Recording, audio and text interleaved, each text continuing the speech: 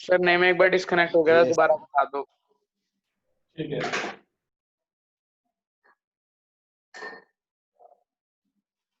आप ये देखिएगा, determine the AP whose third term is 5 and the seventh term is 9। मुझे एक ऐसा एपी बताना है जिसकी थर्ड टर्म तो 5 है। थर्ड टर्म का मतलब a3 इज इक्वल टू 5। अब a3 क्या हो जाएगा, a plus 2d is equal to 5। बताइए, ये तो क्लियर है। a3 क्या होता है, yes a sir. Plus 2d। इसी तरह यस से सर। सेवंथ टर्म इज 9, तो a7 इज इक्वल टू 9।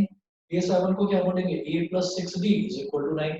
ठीक, ये दो इक्वेशन हो गई। तो subtract 2 from first, second equation को फर्स्ट में से सब्ट्रैक्ट करना है।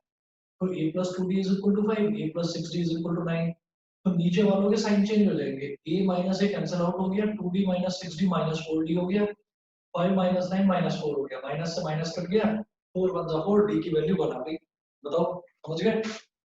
Yes sir. इसके बाद देखिएगा, put this value in any equation. दोनों में से किसी भी इक्वेशन में रखिए, put this value in first. आप फर्स्ट इक्वेशन में डाल दीजिए, क्या है, a plus 2d is equal to 5। d की वैल्यू है 1, तो a plus 2 into 1 is equal to 5। a is equal to 5 minus 2, a की वैल्यू हो गई 3। क्वेश्चन में पूछा मेरे से ये गया था, determine the ap whose third term is 5 and the seventh term is 9। therefore ap will be, ap क्या हो जाएगा, a comma a plus d comma a plus 2d comma dot dot dot. अब a क्या है, 3 comma 3 plus d यानी कि 3 plus 1 comma a plus 2d यानी कि 3 plus 2 into 1 dot dot.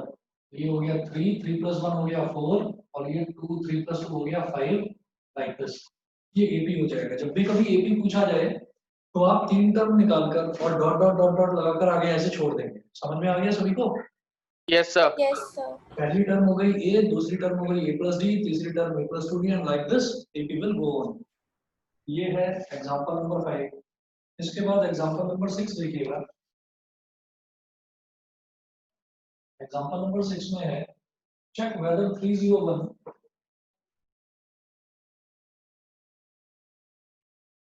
check whether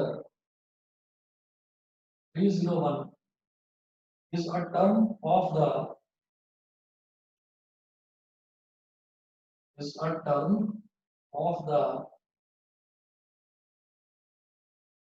list of numbers, is a term of the list of numbers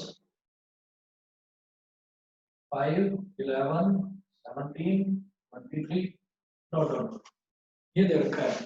आपको ये बताना है कि ये जो लिस्ट दे रखी है ना नंबर्स की, इन नंबर्स में कहीं 301 भी लाई करेगा या नहीं करेगा। तो हम यहाँ पर लिखेंगे कि क्लियरली 5 11 17 23 is an AP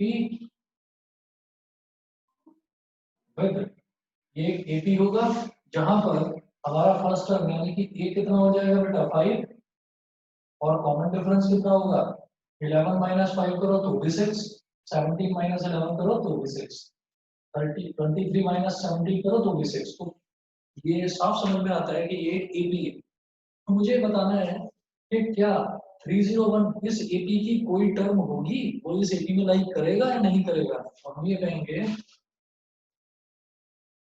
कि late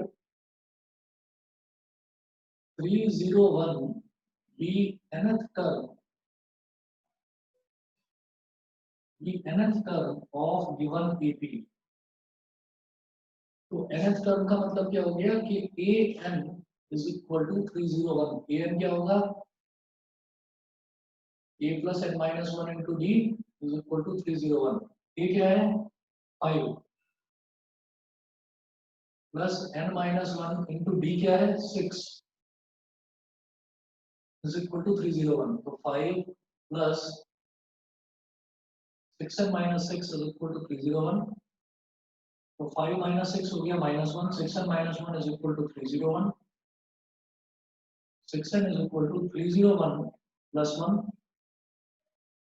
6n is equal to 302, n is equal to 302 upon 6, ठीक है। तो ये प्रॉपर्ली डिवाइड नहीं हो रहा है, हम ये कहेंगे कि 2 3 जा 6 और 151, तो 151 upon 3, 151 upon 3 is not a natural number.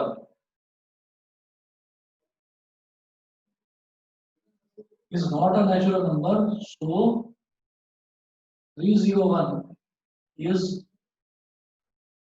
not a term of the given AP. देखिए n क्या होता है, n हमारा 1 होगा, 2 होगा, 3 होगा, 4 होगा, 5 होगा, मतलब जितनी भी वैल्यूज हैं वो 1 से स्टार्ट होगी। तो n क्या होगा, 1 है तो इसका मतलब फर्स्ट टर्म, n की वैल्यू 2 है तो इसका मतलब सेकंड टर्म, n की वैल्यू 3 है तो इसका मतलब third term.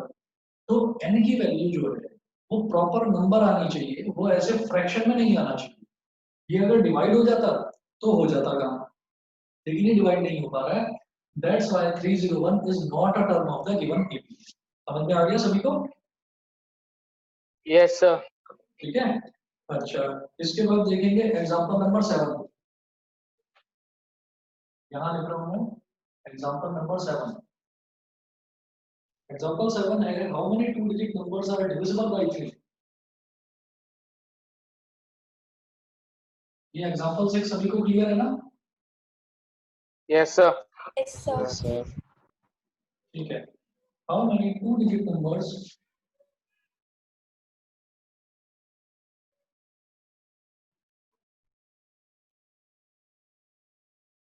how many two digit numbers are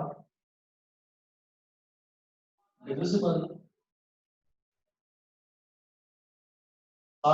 by 3। ऐसे कितने टू डिजिट नंबर हैं जो 3 से डिविजिबल हैं, जो 3 से डिवाइड हो जाएंगे? तो हम ये कहेंगे कि जितने भी टू डिजिट नंबर हैं, सबसे पहले वो देखेंगे हम।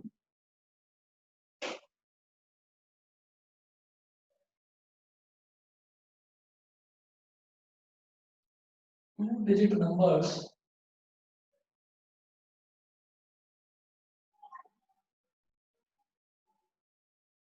which are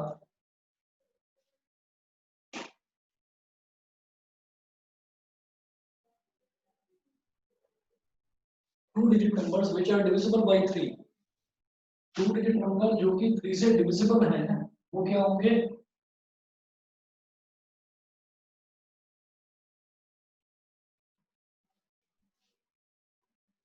to digit numbers जो 3 से डिविजिबल हैं वो क्या होंगे?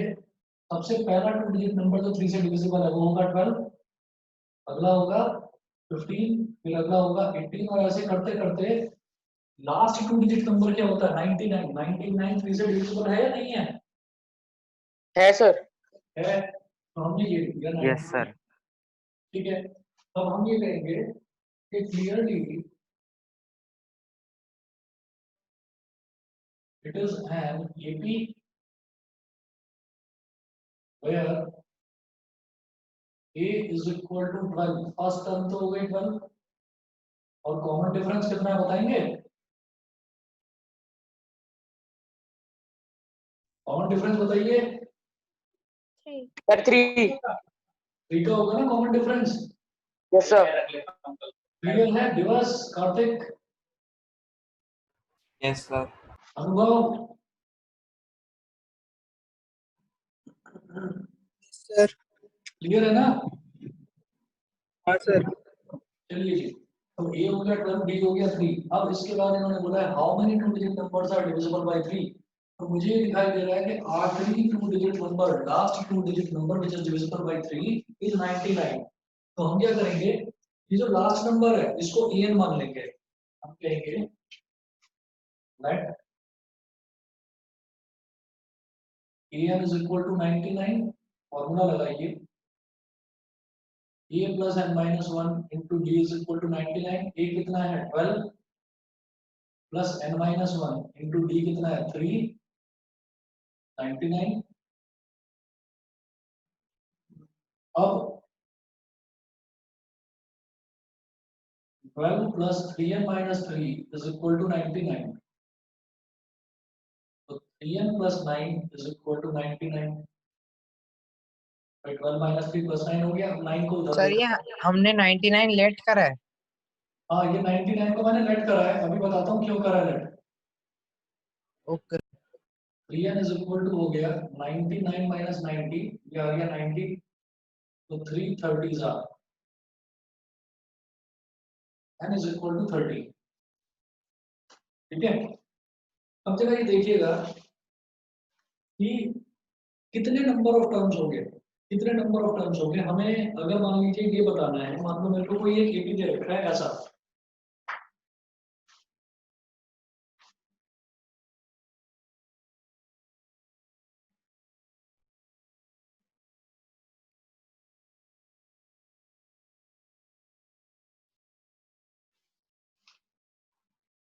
देखो मान लो एपी ये दे रखा है मुझे 3 6 9 12 15 18 21 24 27 30। ये अगर एपी दे रखा है तो ए क्या है यहाँ पर 3 और कॉमन डिफरेंस भी 3 है। नंबर ऑफ टर्म्स कितने हैं इसमें बताएंगे जरा, नंबर ऑफ टर्म्स कितने हैं? 10 है। 10 नंबर ऑफ टर्म्स 10 है कि नहीं है ये बता दीजिए, सभी को क्लियर है? ये सर है। बताओ कोई, नव्या और कृष्णांशी बताइए। Yes, sir, clear. ठीक है, नंबर ऑफ टर्म्स 10 है। अच्छा, ये तो मैंने कैसे बता दिया, मैंने काउंट कर लिया 1 2 3 4 5 6 7 8 9 10, तो नंबर ऑफ टर्म्स कितने हैं? 10 है, वो मैंने ऐसे ही काउंट करके बता दिया। अगर मुझे नहीं पता होता तो मैं क्या करता, मैं जो ये मेरे पास आखिरी टर्म है, मैं इस आखिरी टर्म को कहूंगा कि ये कौन सी टर्म होगी, ये 10वीं टर्म होगी, ये 10th टर्म होगी। ये मैंने कैसे बता दिया, क्योंकि मैंने काउंट करके देख लिया। इसका मतलब जो हमारी लास्ट टर्म है, लास्ट टर्म जो है उससे अगर नंबर ऑफ टर्म्स हम कैलकुलेट करें तो मुझे ये पता चल जाएगा टोटल नंबर ऑफ टर्म्स कितनी है। तो हम इसको लास्ट जो आखिरी टर्म है, मुझे नहीं पता कि ये बीच में कितने नंबर्स हैं, मैं तो बस ये जानता हूँ कि ये सीरीज ऐसे चल रही है। ठीक है, तो जब मैंने सीरीज को पूरा लिखा तो मैंने काउंट करके बता दिया कि नंबर ऑफ टर्म्स इतने हैं। इसी तरह से अगर मैं सीरीज को पूरा लिखता तो आप काउंट करके बता देते कि नंबर ऑफ टर्म्स 30 है, लेकिन 30 टर्म्स, अरे कहाँ तक लिखोगे, कहाँ तक काउंट करोगे। तो जो आखिरी टर्म है, आखिरी टर्म को आप an के इक्वल ले लेते हैं, हमेशा याद रखिए आखिरी टर्म को an के इक्वल ले लेते हैं। यहाँ पर an is equal to 30, तो ये हो जाएगा a plus n minus 1 into d is equal to 30। a क्या है 3 plus n minus 1 d, d क्या है d भी 3 है, is equal to 30। तो 3 plus n minus 1, sorry 3 plus 3n minus 3 is equal to कितना हो गया 30 minus 3 plus 3 कैंसिल आउट हो गया, और क्या होगा 3n is equal to 30। n की वैल्यू क्या आ गई बताओ 10। और जब मैंने काउंट करा था तब भी n की वैल्यू 10 आ रही थी। इसका मतलब क्या है कि टोटल नंबर ऑफ टर्म्स निकालने के लिए जो लास्ट वाला टर्म है, टोटल नंबर ऑफ टर्म्स निकालने के लिए जो लास्ट वाला टर्म है उसको an के इक्वल रख देते हैं और फिर n की वैल्यू निकाल देते हैं, वही मेरी टोटल नंबर ऑफ टर्म्स होती है। समझ में आ गया सभी को? Yes sir. और ये एग्जांपल लेकर मैंने Yes, आपको sir. क्यों बताया है, क्योंकि ये आसान था कि इसमें मैं 10 टर्म्स मैन्युअली काउंट कर सकता था, तो मैंने मैन्युअली काउंट करके भी देख लिया।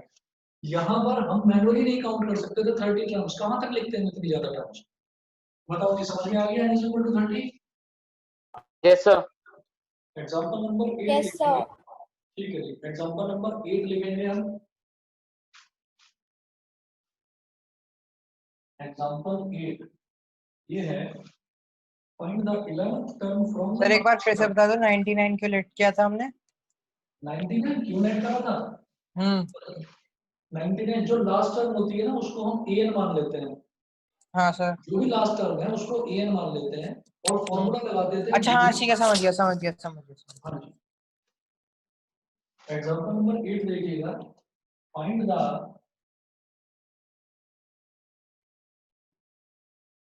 इलेवेंथ टर्म,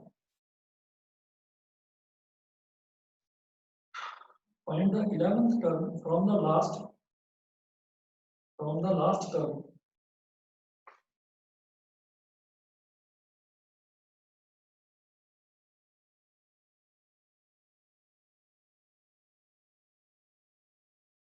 ब्रैकेट में लिखेंगे towards the first term.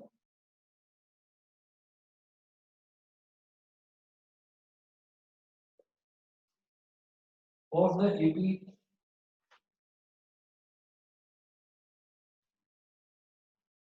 of the AP 1074 minus 62, 1074 dot dot dot minus 62, आखिरी टर्म है minus 62। तो मुझे क्या करना है, मुझे लास्ट से बताना है, मुझे लास्ट से बताना है कि आखिरी से अगर मैं काउंट करना शुरू करूं तो मेरी 11th टर्म क्या होगी।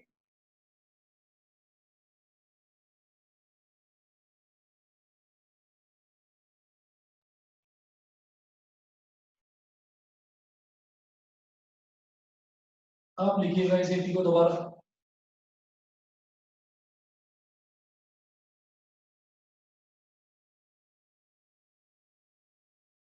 एपी क्या दे रखा है हमको, 10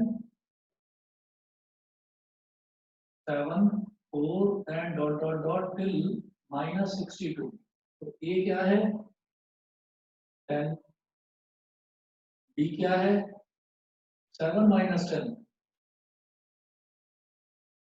मतलब माइनस 3। अगर आप 4 माइनस 7 करोगे तो भी माइनस 3 ही आएगा। ठीक है, तो ए की वैल्यू 10 है और डी की वैल्यू माइनस 3 है और लास्ट टर्म है माइनस 62। तो जब भी लास्ट से कैलकुलेट करना होता है, कोई भी टर्म अगर लास्ट से निकालनी होती है तो हम उसको बोलते हैं nth टर्म फ्रॉम एंड।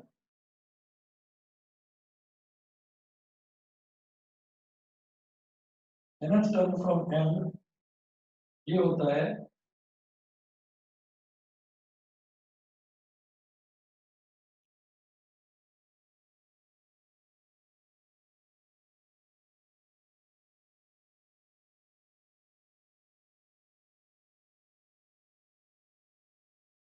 या एक काम करिए, आप इसको कुछ ऐसे समझिए,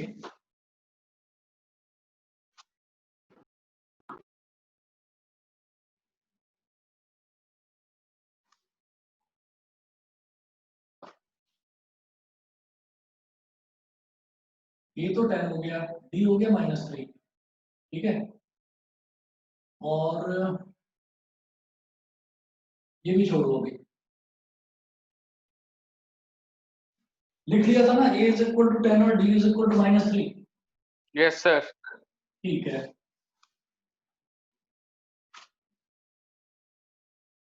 ये 10 और डी हो गया माइनस 3। अब आप क्या करिए, जैसे ये 10 है 7 है और 4 है, तो 4 में क्या ऐड करा के 7 आ गया 3, 7 में क्या ऐड करा के 10 आ गया 3।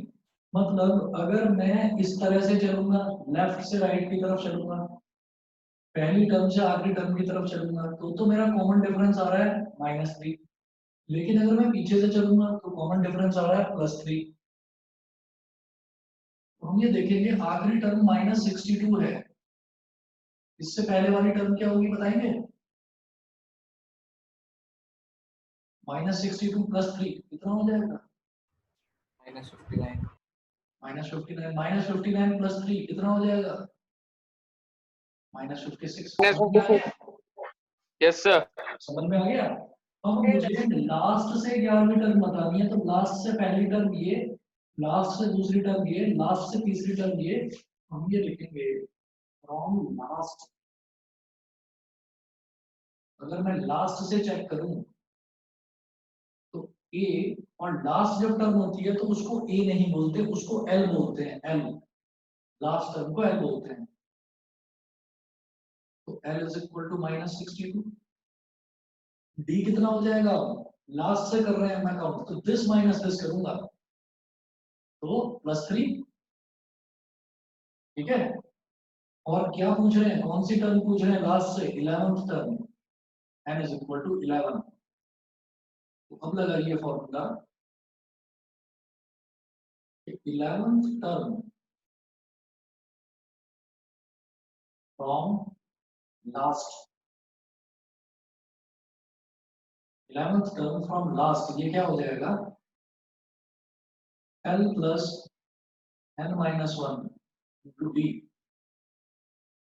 l है -62, n है 11 -1 इंटू डी कितना है 3। -62, 11 -1 10, 10 इंटू 3 30, ये हो गया माइनस का 32। बताइए सभी को क्लियर है?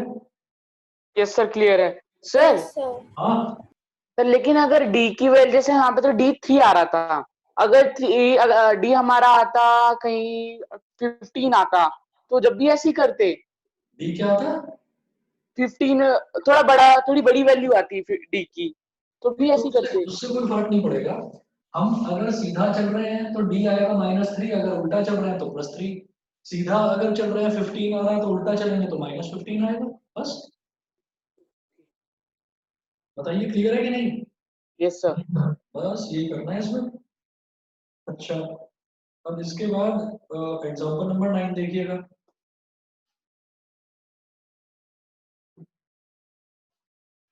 सभी बच्चों को क्लियर है? Yes, sir. Clear. Yes, sir. Yes, sir. ठीक है,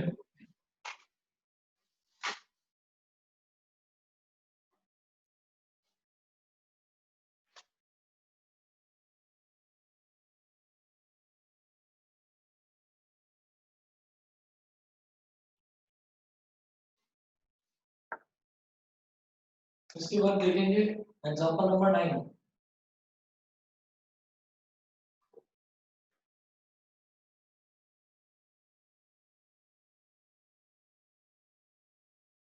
A sum of ₹1,000 is invested.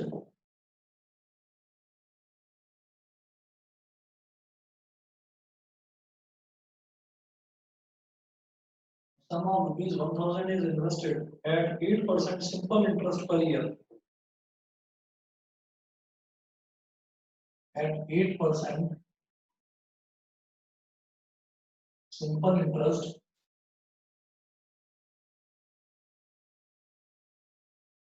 at 8% simple interest per year. So stop. Calculate the interest.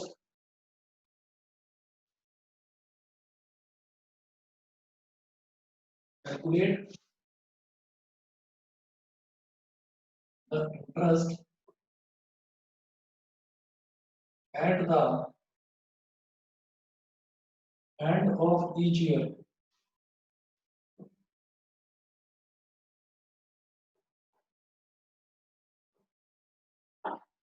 Calculate the interest at the end of each year.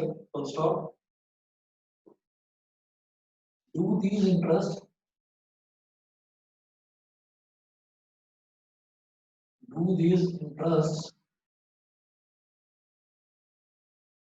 on an AP? Question mark. If so, find the interest at the end of 30 years.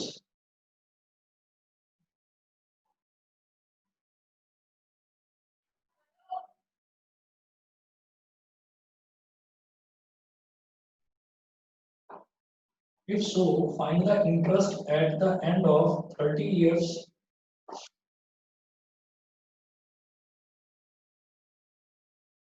At the end of 30 years, making use of this factor.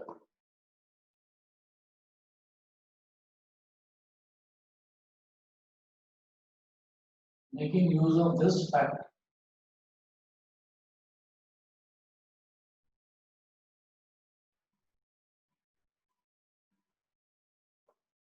अब देखिए क्या है, the sum of rupees 1000 is invested at rupees 8% simple interest per year।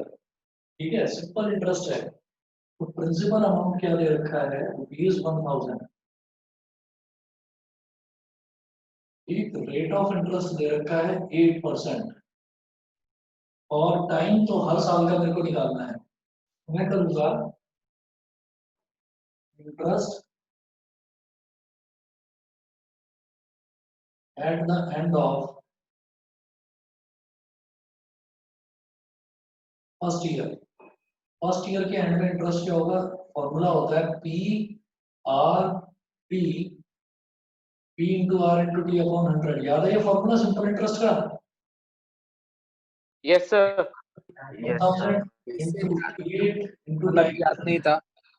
हाँ जी, तो ये time क्या है, एक साल, 1 अपॉन 100, इससे कैंसिल आउट हो गया। Interest at the end of first year ये हो गया रुपीज 80, पहली चीज। उसके बाद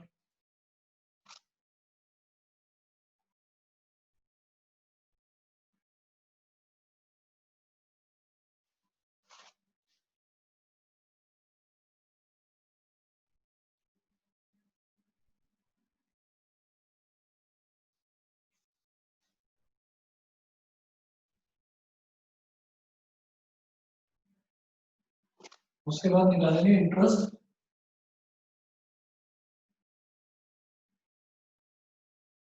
eight the and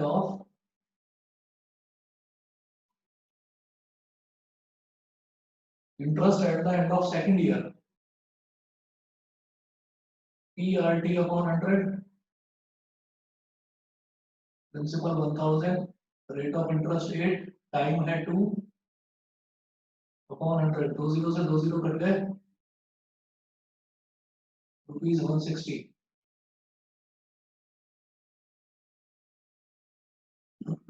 interest at the end of third year, PRT upon 100, principal है 1000, रेट ऑफ इंटरेस्ट 8, टाइम है 3 इयर्स, 2 जीरो से 2 जीरो कट गए, ये आ गया 8 की 24, 240। तो इन्होंने पूछा है कि do these interest form an AP. तो हम लिखेंगे पहले साल के बाद, एक साल बाद इंटरेस्ट कितना हो गया, 80 रुपीज। तो हम कहेंगे इंटरेस्ट आर 80, 160, 240 एंड डॉट। मतलब eight the end of first year interest हो गया 80 rupees, eight the end of second year interest हो गया 160, eight the end of third year interest हो गया 240। तो इसका मतलब क्या है, yes these interests form an AP where A is equal to 80 and D is equal to 160 minus 80 करेंगे तो भी 80 आएगा, 240 minus 160 करेंगे तो भी 80 ही आएगा। तो फर्स्ट टर्म भी 80 है और कॉमन डिफरेंस भी 80 है। अब इन्होंने कहा है कि ये AP है, तो हमने कह दिया कि yes do these interest form an AP। हमने बोला कि yes these interest form an AP। फिर इन्होंने पूछा if so find the interest at the end of 30 years making use of this fact.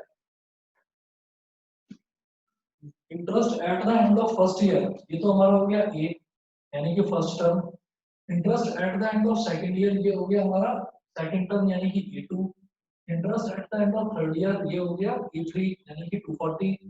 तो interest at the end of 30 years क्या पूछ रहे हैं वो, ए30। समझे कि नहीं बताइए? Yes sir. Yes, sir. ठीक है, तो वो पूछ रहे हैं interest at the end of 30 years. लिखिएगा interest at the end of 30 years is equal to A30, A30 मतलब A plus 29D, 80 plus 29 into 80, ये हो गया। 80 कॉमन ले लो दोनों में से, ये हो गया 1 plus 29, 80 into 30, तो interest at the end of 30 years, ये हो गया ₹2400। क्लियर है सभी को? Yes sir. Yes, sir. ठीक है, ठीक है जी। एग्जांपल नंबर 10 देखते हैं।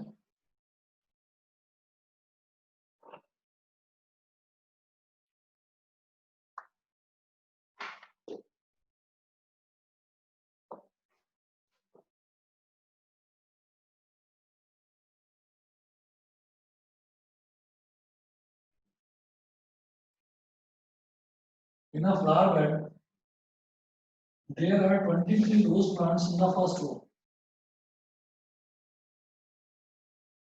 There are 23 rose plants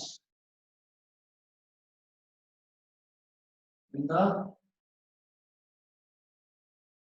There are 23 rose plants in the first row, comma 21 in the second,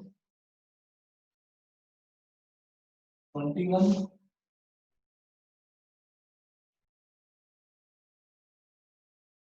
in the second, 19 in the third, 19 in the third, and so on. Full stop. There are 5 rose plants in the last row. There are 5 rose plants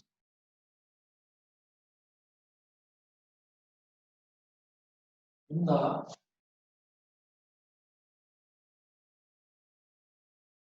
last row.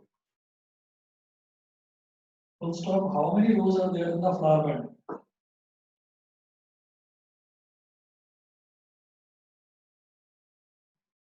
How many rows are there? How many rows are there in the flower bed?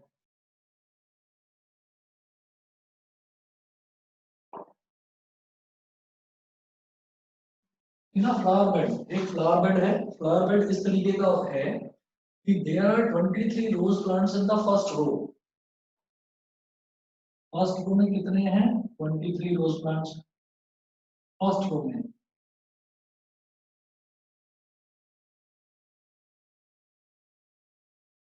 में हो गए 23. Second row में कितने हैं? 21. Third row में कितने हैं? 19. And so on. There are 5 rose plants in the last row.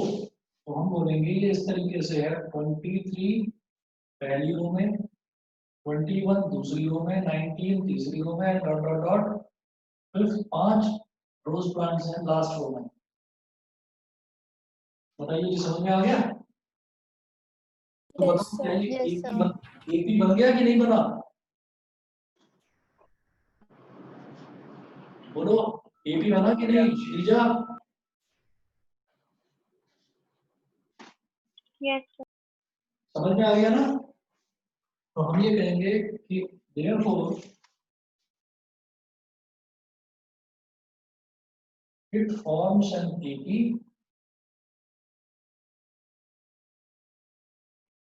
where A is equal to 23 and D is equal to -2। देखो 21 minus 23 करूंगा तो क्या आएगा? -2 ही तो आएगा। अरे भाई, सबको क्लियर है कि मैं ऐसे ही पढ़ाता जा रहा हूँ? Sir, Yes, clear sir. है। Yes, sir, clear है। ठीक है, चलिए आगे चलता हूँ फिर।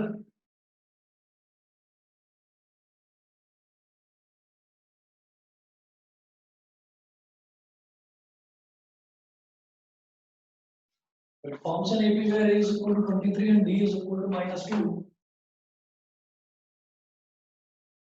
अब देखिएगा वो बोल रहे हैं how many rose are there in the flower bed, मतलब नंबर ऑफ टर्म्स पूछ रहे हैं। तो लास्ट टर्म है ना मेरे पास, इसको मैं en मान लूंगा। Let an is equal to 5। समझ में आ गया ये? श्योर है कि लास्ट टर्म को 5 क्यों माना Yes, है? sir. लास्ट टर्म जब दे रखी है, मुझे टोटल नंबर ऑफ टर्म्स नहीं पता, तो मैं लास्ट टर्म को an मानता हूँ। तो an है मेरे पास a plus -1 into d is equal to 5। a है 23 प्लस n-1 इंटू d कितना है -2 is equal to 5। तो 23 minus 2n plus 2 is equal to 5। तो -2n plus 25 is equal to 5। तो -2n is equal to 5 minus 25। -2n is equal to -20, minus से minus cancel, 2 10s are 20। तो n is equal to 10। तो पूछ रहे हैं how many rows are there in the flower bed? तो 10 rows are there in the flower bed। सभी को clear?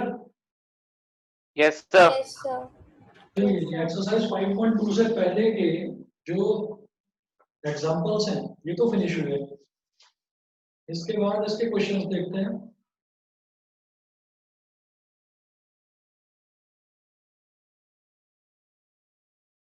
अब एक काम करते हैं, आप इसको करना है एक्सरसाइज 5.2 जो है, एक्सरसाइज 5.2 के मैं लास्ट के क्वेश्चंस कराता हूँ। मैं डिक्रीजिंग ऑर्डर में चल रहा हूँ, सबसे पहले मैं सबसे आखिरी क्वेश्चन कराऊंगा। लास्ट के क्वेश्चन आप लोगों को क्लियर हो गए तो शुरुआत वाले तो वैसे ही आसान है, वो तो वैसे ही हो जाएंगे। तो एक्सरसाइज 5.2 का क्वेश्चन नंबर 20 उठाओ। 20 क्वेश्चन है टोटल, तो मैं लास्ट क्वेश्चन ही उठा रहा हूँ सबसे पहले।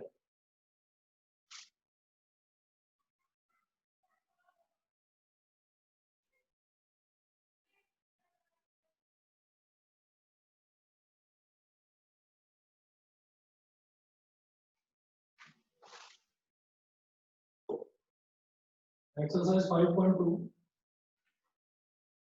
Question number 20।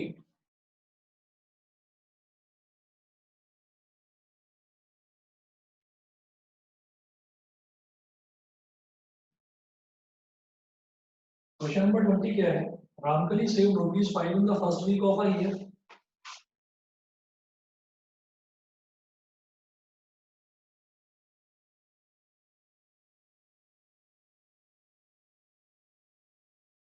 ₹5 in the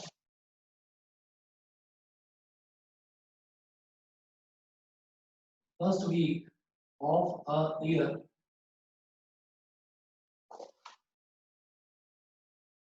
and then increase her weekly savings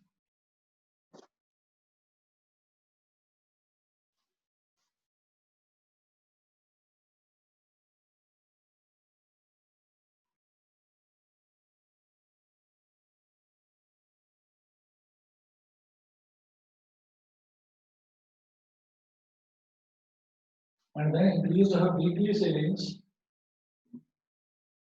by ₹1.75 by ₹1.75 if in the nth week, if in the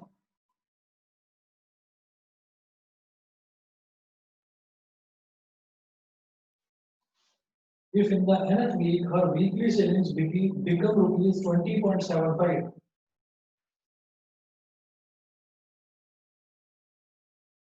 her weekly savings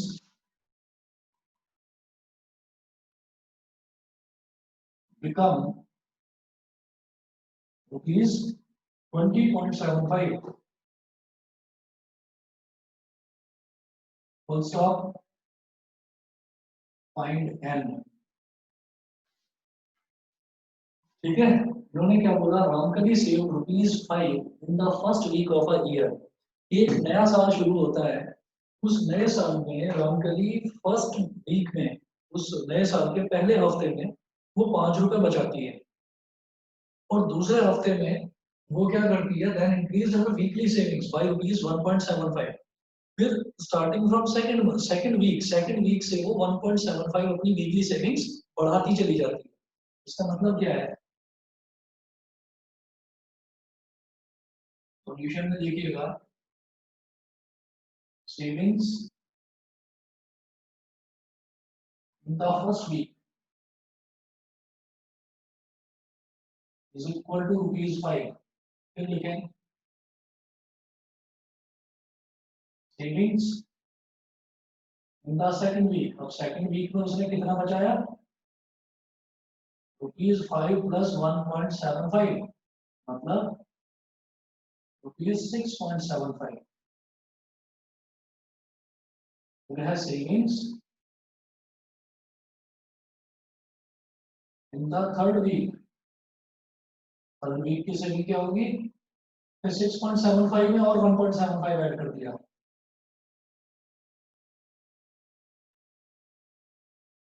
तो 0.75 और 0.75 कितना हो गया? ₹8.50।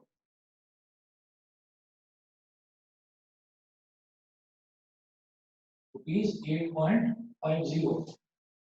इसी तरीके से वो अपनी सेविंग्स बढ़ाती जा रही है। तो आप लिख दीजिए एंड so on।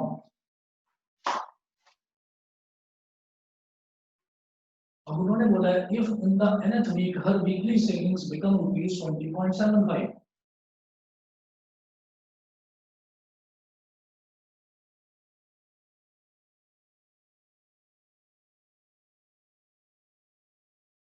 तो देखिए फर्स्ट वीक में जो सेविंग है, पहले हम लिखेंगे यहाँ पर saving in the first week clearly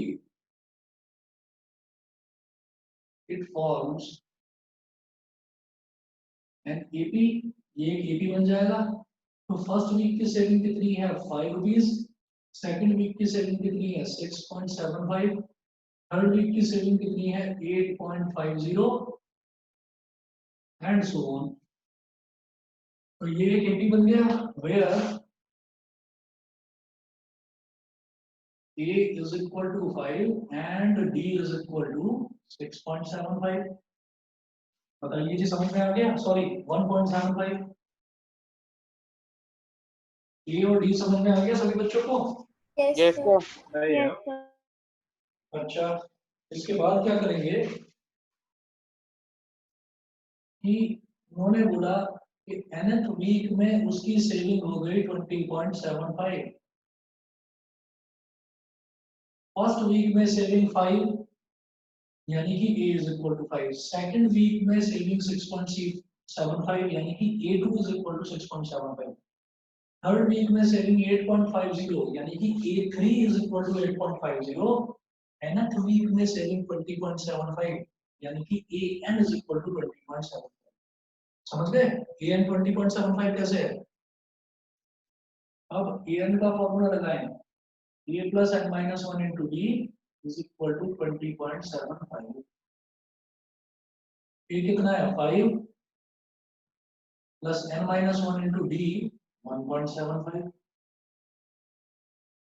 is equal to 20.75।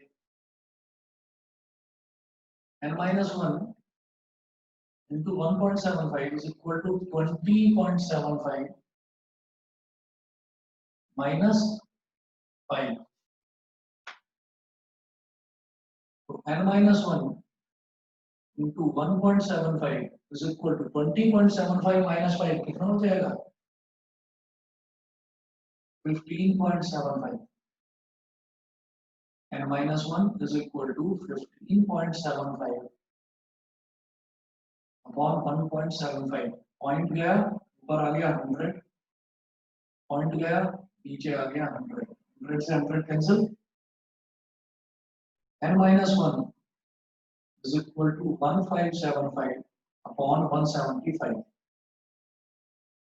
25 sevens are 175, 25 twos are 157 और फिर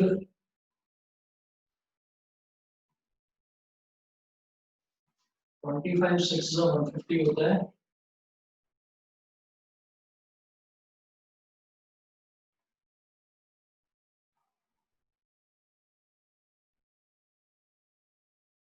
एक मिनट, ये वैल्यू गलत आई है। हाँ क्या ठीक है? तो ठीक है।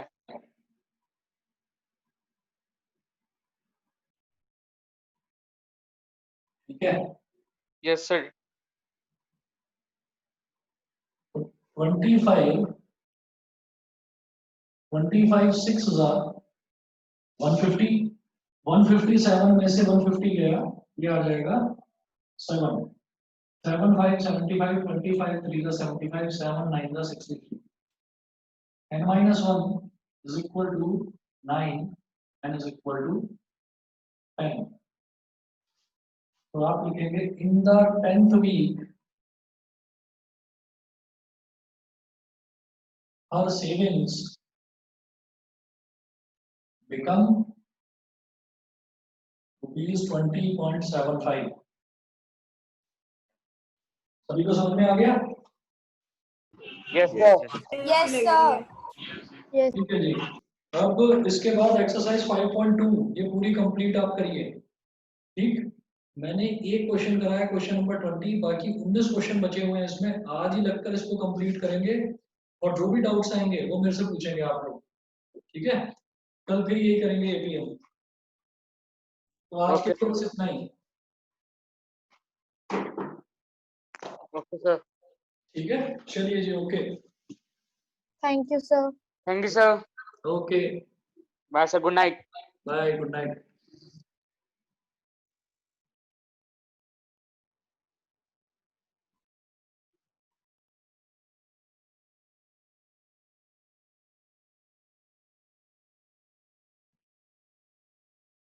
दीपांशी लीव कर दूं मीटिंग?